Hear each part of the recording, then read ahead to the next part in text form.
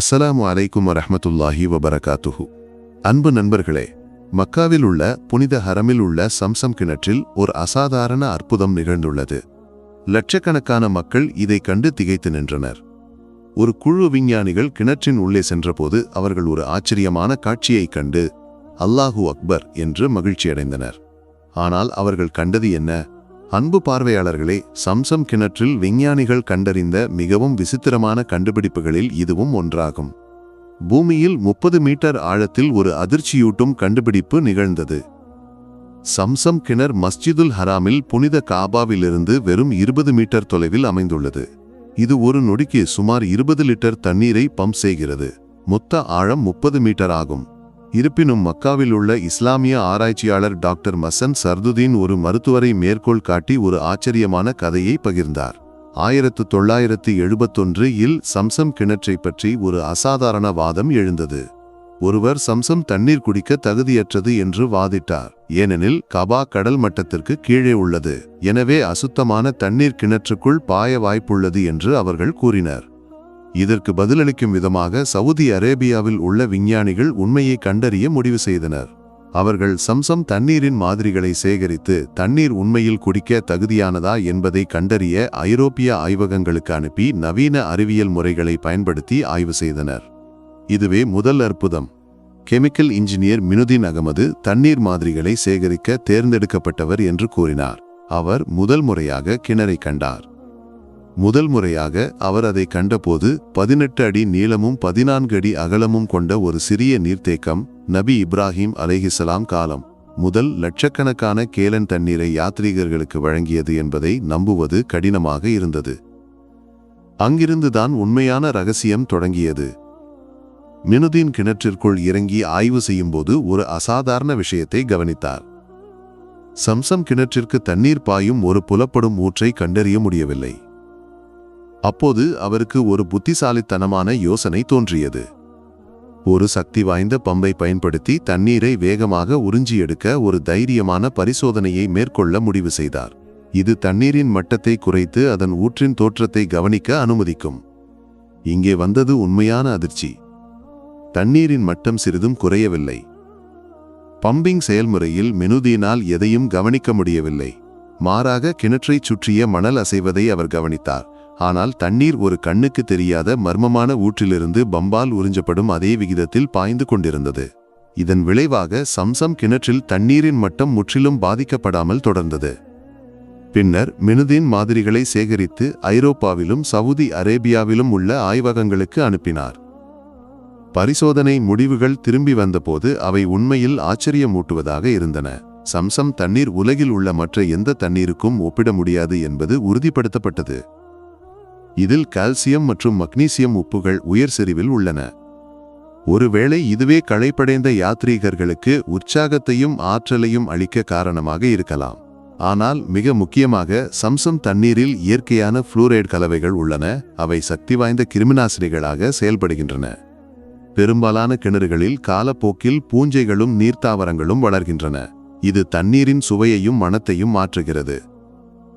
ஆனால் சம்சம் கிணற்றில் பூஞ்சைகளோ தாவரங்களோ வளரவில்லை. இது தண்ணீரின் தூய்மையையும் நிலையான சுவையையும் பாதுகாக்க உதவுகிறது. ஆனால் அது மட்டுமல்ல. இந்த கண்டுபிடிப்பிற்கு பிறகு ஆண்டுகள் கழித்து சம்சம் கிணற்றின் ஆழங்களில் ஒரு நம்ப முடியாத நிகழ்வு நடந்தது. ஒரு குழு விஞ்ஞானிகள் தண்ணீரின் ஊற்றை கண்டறிய மீண்டும் இறங்கினர். ஆனால் ஒரு அதிர்ச்சியூட்டும் அனுபவத்தை எதிர்கொண்டனர். மீண்டும் மீண்டும் காம்பஸ்களை மாற்றியும் ஐஇ உபகரணங்கள் முற்றிலும் செயலிழந்து தண்ணீரின் ஊற்றின் திசையை கண்டறிய முடியவில்லை. ஆனால் விஞ்ஞானிகள் அங்கு நிற்கவில்லை. தண்ணீரின் ஊற்றை கண்டறிய உறுதியாக இருந்த அவர்கள் நவீன வீடியோ கேமராக்கள் மற்றும் ஆக்சிஜன் டேங்குகளுடன் டைவர்களை கொண்டு வந்து கிணற்றின் ஆழங்களை ஆராய்ந்தனர். இங்கே வந்தது அதிர்ச்சி. டைவர்கள் கிணற்றிற்குள் பல பொருட்களை கண்டறிந்தனர். விசித்திரமான வடிவிலான பாத்திரங்கள் மற்றும் துல்லியமான தேதியை தீர்மானிக்க முடியாத அரிய பழங்கால நாணயங்கள். மேலும் கிணற்றிற்குள் மார்பிள் துண்டுகள் கண்டறியப்பட்டன. அவற்றில் பெயர்கள் பொறிக்கப்பட்டிருந்தன. அவை கிணற்றிற்குள் எரியப்பட்டிருந்தன. இந்த செயல்பாட்டின் ஒரு மேற்பார்வையாளர் கூறினார், கிணற்றிற்குள் 50 சென்டிமீட்டர் இறங்கிய போது 50 ஆண்டுகள் பின்னோக்கி சென்றது போல் உணர்ந்தேன். சம்சம் கிணற்றிற்குள் நேரம் நின்று போனது போல் இருந்தது. ஆனால் அற்புதங்கள் அங்கு முடியவில்லை. ஆய்வின் முடிவில் விஞ்ஞானிகள் கண்டறிந்தனர், சம்சம் கிணறு காபாவின் திசையில் இருந்து வரும் ஒரு மர்மமான ஊற்றிலிருந்து தண்ணீரை பெறுகிறது. ஊற்றின் முடிவில் ஒரு பாறை கல்பேசின் உள்ளது என்றும் அது சம்சம் தண்ணீரை சேகரிக்கும் ஒரு நீர்த்தேக்கமாக செயல்படுகிறது என்றும் அவர்கள் கவனித்தனர். விசித்திரமான விஷயம், காபாவின் திசையில் இருந்து வரும் சம்சம் தண்ணீரின் மாதிரியை எடுத்தபோது சாதாரண தண்ணீரில் காணப்படும் நுண்ணுயிரிகள் எதுவும் இல்லை என்று கண்டறியப்பட்டது. பல ஆண்டுகளாக பூமியின் ஆழங்களில் தண்ணீர் எவ்வாறு முற்றிலும் தூய்மையாக இருக்கிறது? இது உண்மையில் கிணற்றின் அற்புதமாகும். 2 புனித மஸ்ஜித்களில் நிபுணரான ஒரு ஆராய்ச்சியாளர் இந்த கிணற்றின் அற்புதமான வரலாற்றை வெளிப்படுத்தினார். சம்சம் கிணற்றின் கதை நபி இப்ராஹிம் அலைஹிஸ்ஸலாம் உடன் தொடங்குகிறது. அல்லாஹு சர்வ வல்லமையாளர். அவர் தனது மனைவி ஹாஜர் பீவியையும் அவர்களின் சிறு மகன் இஸ்மாயில் அலைஹிஸ்ஸலாம் அவர்களையும் மக்காவில் ஒரு வறண்ட பள்ளத்தாக்கில் விட்டுவிட்டார்.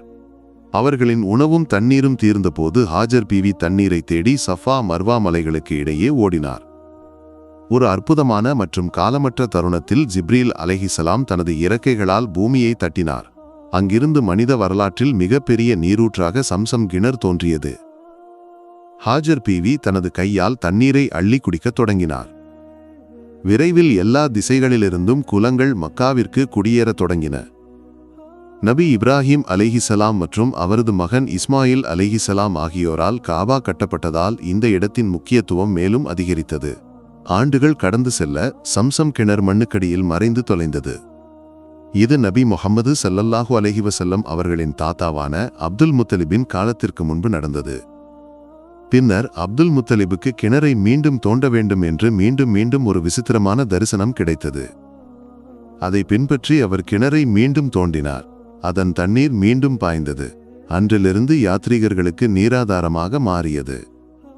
அன்பு பார்வையாளர்களே, சம்சம் கிணறு ஒரு காலத்தில் தவாஃப் செய்யும் பகுதியின் மையத்தில் இருந்தது என்பது குறிப்பிடத்தக்கது.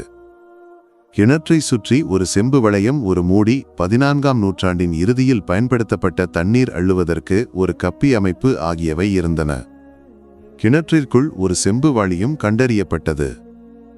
சம்சம் கிணற்றின் அசல் கட்டமைப்பு அகற்றப்பட்டு கிணற்றின் நுழைவு வாயில் தவாஃப் முற்றத்திற்கு கீழே மாற்றப்பட்டது. யாத்ரீகர்களுக்கும் தவாஃப் செய்பவர்களுக்கும் எளிதாக பயணிக்க இது செய்யப்பட்டது. மஸ்ஜிதுல் ஹரமின் விரிவாக்கத்துடன் தவாஃப் பகுதியிலிருந்து கிணற்றின் அனைத்து நுழைவு புள்ளிகளும் முற்றிலும் அகற்றப்பட்டு இது மிகவும் சீரான மற்றும் விசாலமான அனுபவத்தை அளித்தது. 1440 ஹிஜ்ரி ஆண்டில் ஹரமில் நிகழ்ந்த சில அசம்பாவிதங்களை அடுத்து சம்சம் கிணறு ஒரு முழுமையான சுத்திகரிப்பு செயல்முறைக்கு உட்படுத்தப்பட்டது. அந்த காலத்தில் சில உடல்கள் கிணற்றிற்குள் எரியப்பட்டிருந்தன. ஒரு நிபுணரின் தலைமையில் ஒரு சிறப்பு குழு கிணறை முழுமையாக சுத்தப்படுத்துவதற்கு ஈடுபடுத்தப்பட்டு ஒவ்வொரு பகுதியையும் கவனமாக சுத்தம் செய்தது. அல்லாஹு சுப்ஹானஹு வ தஆலா சம்சம் தண்ணீரை குடிக்கும் பாக்கியத்தை நம்மனைவருக்கும் வழங்கட்டும். ஆமீன். அஸ்ஸலாமு அலைக்கும் வரஹ்மத்துல்லாஹி வபரகாத்துஹு.